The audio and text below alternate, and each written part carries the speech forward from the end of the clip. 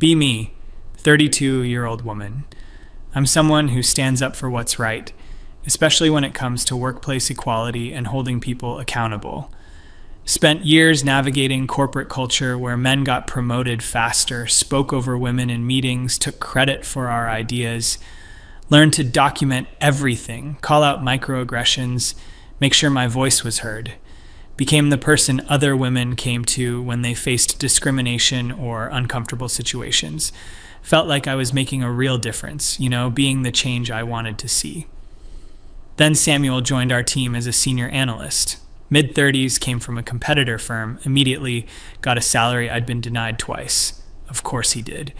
Watched him in meetings, always dominating conversations, that casual confidence men just have. Never questioned, never doubted, just assumed his opinions mattered. But here's the thing, he wasn't overtly terrible. Didn't make gross comments, wasn't handsy, just existed in that space of male privilege without even recognizing it, which somehow made it worse. 6 months after he joined, I applied for the director position that opened up. Been with the company 4 years, knew every client, every process, had relationships with everyone. This was supposed to be my role. Samuel applied too. Felt my stomach drop when I saw his name on the candidate list. He'd been there 6 months. I'd been building toward this for years. Told myself not to assume the worst. Maybe they'd see my experience, my dedication. The interview came. I prepared for weeks. Brought portfolio of successful projects, metrics showing my impact, testimonials from clients. Nailed every question, had answers they weren't expecting, showed strategic thinking beyond the role. Felt good walking out, like finally my work was being recognized. 2 weeks later, got called into HR. Samuel got the position. Feedback was that he showed natural leadership presence and strategic vision. The exact things I demonstrated, but apparently when I did it, it didn't count the same way.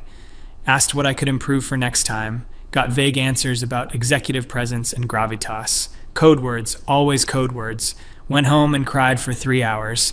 Not pretty crying, ugly sobbing into my couch. Felt like every time I got close, the system reminded me I wasn't meant to win. Samuel sent a company-wide email about his new role, talking about collaboration and valuing all voices. Easy to value voices when yours is automatically the loudest. Tried to move past it, be professional, but everything he did started irritating me. The way he'd rephrase my ideas in meetings and everyone would suddenly pay attention. How he'd get praised for staying late when I'd been doing that for years without acknowledgement. His casual mentions of golf games with the executives, that old boys club bullshit alive and well. Then came the project crisis. Major client threatening to leave, deliverables. Behind schedule, team morale tanked. Samuel called an emergency meeting, looked stressed for the first time, started assigning blame, pointing fingers at everyone but himself. Said my work stream had caused delays that cascaded across the project. Complete lie. My team had flagged risks 2 months ago that he'd ignored because he wanted to hit unrealistic deadlines. I had emails, documentation, everything proving I'd raised these concerns, stood up in that meeting and said so. Calmly, professionally, with receipts. Showed the email chain where I'd explicitly warned about this exact scenario. Samuel got quiet, face red, everyone looking at him. Meeting ended awkwardly, people filed out avoiding eye contact. Thought maybe, finally, his incompetence would be visible. Next day, got called to HR again. Complaint filed against me for creating a hostile work environment and insubordination. Apparently challenging your director in a meeting was now a fireable offense. Sat there listening to HR read back a totally distorted version of what happened. How I'd aggressively confronted Samuel, undermined his authority, made the team uncomfortable. Showed them my documentation, the emails, the proof. They nodded, said they'd consider it, but I could see that it didn't matter. His word as director carried more weight. Got put on a performance improvement plan. Me, who'd never had anything but stellar reviews. Suddenly, I was the problem employee. Watched Samuel continue like nothing happened, playing the victim to anyone who'd listen. Heard through the grapevine, he told executives I was difficult to work with and resistant to feedback. My reputation, 4 years of credibility being dismantled to cover his ass. Started having panic attacks before work. Couldn't sleep. Constantly anxious. Felt like I was losing my mind. Friends told me to lawyer up, file complaints, fight back through proper channels. But I'd seen how those channels worked. HR protected the company, and the company had invested in Samuel. Felt so powerless, so fucking powerless. Every avenue I was supposed to use, every proper procedure designed to protect people like him. Then something shifted in me. Not a good shift, looking back. Started thinking about how men like Samuel never really faced consequences. How the system bent over backward to excuse them, protect them, promote them, while women who fought back got labeled difficult, emotional, problematic. Thought about all the times I'd played by the rules and lost, documented properly, spoke up professionally, followed procedures, and where had it gotten me? On a PIP, reputation destroyed, watching my career implode. Started researching, going down internet rabbit holes late at night. Reading about men who'd finally faced accountability, noticed how only one type of accusation really stuck, really mattered. Could be incompetent, mediocre, even discriminatory and get away with it. But certain accusations, those actually had consequences. Started thinking dangerous thoughts. What if Samuel faced real accountability? What if I used the one weapon that actually worked? Told myself I was just exploring the idea, not serious, but kept thinking about it, planning it out in my head. Knew it was wrong, but the anger had rotted something inside me. Convinced myself he deserved it for what he'd done to my career. Convinced myself this was justice, evening the scales. Convinced myself a lot of things that weren't true. 3 weeks later, filed a police report. Said Samuel had sexually assaulted me at a company happy hour 2 months prior. Chose a date we'd actually both been there, made it believable. Said he'd cornered me in the hallway near the bathrooms, forced himself on me, touched me, without consent. Made myself cry. Telling it, method acted trauma I didn't have. Police were sympathetic, said they believed me. Started an investigation. Filed an HR complaint simultaneously, detailed incident report. Watched the machinery activate exactly as I knew it would. Samuel got immediately suspended pending investigation, saw his face when security walked him out, confused and terrified. Felt a surge of satisfaction. Finally he was scared. Finally he understood powerlessness. Told myself he'd brought this on himself. Company took it seriously because they had to. Liability and optics. Detective called me multiple times for statements. Stuck to my story, added details each time to make it more real. Said I'd been afraid to come forward because of his position over me, which was ironic, using real dynamics of power to fabricate a lie. My co-workers rallied around me, women who'd also been frustrated with Samuel, who believed this fit a pattern. Even though there was no pattern, I'd created the appearance of one. Felt sick accepting their support, their anger, on my behalf, but also felt validated, like, see, everyone knows men like him are capable of this. Convinced myself I was probably right, even if the specific incident was invented. The mental gymnastics were Olympic level. Samuel hired a lawyer, denied everything, said he'd barely interacted with me that night, started pulling evidence, asking for witnesses, security footage. Felt my stomach drop when his lawyer mentioned cameras. Hadn't thought about cameras. Fuck. But the bar had shitty coverage. Hallway near bathrooms wasn't clearly visible. Got lucky there, if you can call it luck. His lawyer started digging into my background, my complaints about the promotion, the PIP, creating a narrative that I was retaliatory, vindictive, which was true, but that didn't mean he could prove it.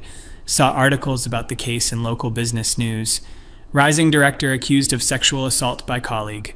Watched his LinkedIn profile picture disappear, his professional reputation imploding in real time, mutual contacts removing connections with him. Exactly what I wanted, and it felt hollow. Because he was confused, genuinely confused. Not the reaction of a guilty man covering his ass. The reaction of someone who had no idea why this was happening. Started having nightmares about his face when security escorted him out. Told myself to stay strong. I'd committed now. Detective kept investigating, asking for phone records, emails, any communication between us. Didn't have much. We'd mostly interacted in professional contexts. Became a he said, she said situation. Prosecutor's office got involved, reviewing the case. They seemed skeptical, asked pointed questions. Why did I wait 2 months? Why file after the PIP? Why no witnesses? Gave answers about trauma, fear, processing time. Used language I'd learned from actual survivors. Felt disgusting doing it. But it worked well enough to keep the investigation open. Samuel's wife left him, heard about it through the office gossip chain. She'd taken their 2 kids and moved in with her parents. Even his family didn't believe him. Felt a crack in my conviction. Those kids didn't do anything. They were losing their father over my lie. Pushed the thought away, told myself collateral damage. He should have thought about that. But should have thought about what? He didn't do anything. The cognitive dissonance was breaking me. Started drinking more, alone in my apartment, avoiding friends who wanted to check on me, support me through trauma. Couldn't look them in the eye anymore. Meanwhile, Samuel's lawyer was building his case, subpoenaed my therapy records, which didn't exist for this because it didn't happen. Tried to get my medical records from around that time, looking for evidence of assault. Obviously found nothing. His lawyer was good, systematic, building timeline of my complaints and setbacks, showing clear motive for fabrication. Prosecutor called me in, much less sympathetic this time. Laid out problems with my story, inconsistencies in timing, lack of physical evidence. Asked directly if I was sure about my accusation. Could have backed out then, said I misremembered. Was confused. But I'd gone too far, would face consequences for false reporting. Doubled down instead. Got indignant. Said they were protecting him like everyone always protects men. Used my real anger about real things to fuel a lie. Prosecutor looked disgusted with me, not him. Told me they were continuing investigation, but I should prepare for possibility of no charges. Felt the ground shifting under me. Back at work, I'd been transferred to different team, away from Samuel's department. Special accommodations for my trauma. Coworkers treated me delicately, like I might break. Hated it, hated them, hated myself. Started making mistakes in my work, couldn't concentrate. The PIP was still active, performance actually declining now. Whole thing had consumed my life and destroyed the career I'd been trying to save. 6 months into investigation, Samuel's lawyer found something. My personal laptop search history, subpoenaed through my internet provider, showed I'd researched how to file sexual assault report, and he said she said assault cases 2 days before the alleged incident. Not after, like someone processing trauma would. Before. Prosecutor called, said they were closing the case, no charges. Furthermore, they were referring it to DA for potential false reporting charges against me.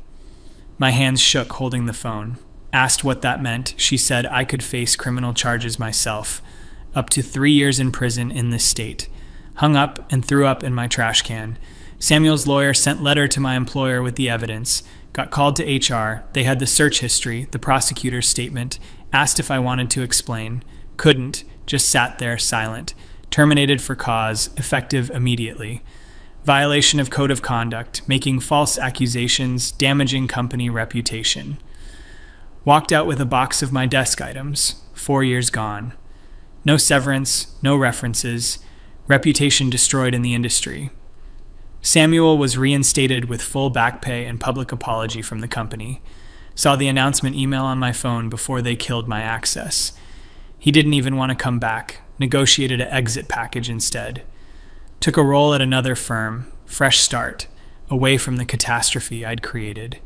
While I was unemployed, facing potential criminal charges, completely radioactive in my field. His wife had already filed for divorce, though. That damage was permanent. His kids would grow up knowing their dad was accused of assault, even though exonerated. The stain doesn't wash off completely. I'd made sure of that. DA ultimately decided not to prosecute me, not because I didn't deserve it, but because they said it would discourage real victims from coming forward. Ironic, since I'd already done that by weaponizing their trauma. But I was spared prison, just had to live with what I'd done. Months passed, couldn't find work in my field. Background checks revealed the termination. Word had spread about why. Burned through savings, had to move to smaller apartment. Lost most of my friends who felt betrayed, lied to, used. The ones who'd supported me through the assault felt especially violated. Sat alone most days, replaying everything, seeing where I'd crossed lines I couldn't uncross. Thought about Samuel constantly, what I'd taken from him, his marriage, time with his kids, his reputation, sense of safety, all because he got a promotion I wanted, because the system was unfair and I decided to be more unfair. Tried to justify it, he had benefited from patriarchy, wasn't totally innocent, but innocent of what I'd accused him of, which was all that mattered. The feminism I'd claimed to believe in was about justice, equality, truth. And I'd perverted it into a weapon for personal revenge, made it harder for every woman who'd really been assaulted to be believed. Became the false accuser that skeptics always warned about, proved their worst assumptions true. 6 months after everything imploded, got a job in a different city, different field, administrative work, beneath my qualifications, but no one knew me there. Kept my head down, didn't talk about my past, didn't make waves. The person who'd always spoken up, fought back, demanded accountability was gone. Because I'd learned I couldn't trust my own sense of justice. Sometimes saw articles about false accusations, the damage they cause. Used to dismiss those as rare, overblown, missing the forest for the trees. Now I was a statistic, the exception that proved the rule. Made it worse for everyone. Tried reaching out to Samuel once, typed apology email I never sent. What could I possibly say that would matter? Sorry I destroyed your family because you got a job I wanted. Sorry I used sexual assault as a career strategy. Sorry I'm exactly the monster people fear when they doubt women. Deleted the draft. He deserved to never hear from me again. Therapy helped somewhat, unpacking why I'd done it. The powerlessness, the rage, the entitlement to revenge. Belief that my pain justified any retaliation. That being a victim of systemic injustice meant I couldn't victimize others. Learned those were all lies I'd told myself. 2 years later now, different person in some ways. Work my mediocre job. Go home. Don't get involved. See workplace unfairness and stay quiet because I've lost the moral authority to speak. That might be the worst consequence, silencing myself forever. Think about the women at my old company who needed someone to advocate. Can't be that person anymore. Ruined it. Sometimes wonder if Samuel thinks about that night. The accusation. If he flinches when women enter his office, keeps doors open, records conversations. The permanent defensive crouch of someone falsely accused. I did that to him, me, with my principles and my feminism and my conviction that I was fighting the good fight. Became exactly what I claimed to oppose. Someone who abused power dynamics for personal gain. Someone who treated another person as collateral damage in my narrative. Someone who believed the ends justified the means until the means destroyed everything. Just living with it, trying to be better, knowing I can't undo the harm. Supporting survivors of actual assault financially now, anonymously, it's not enough. Nothing's enough. This is my confession, my truth, my unforgivable mistake. I am what I hate, and I have to live with that forever.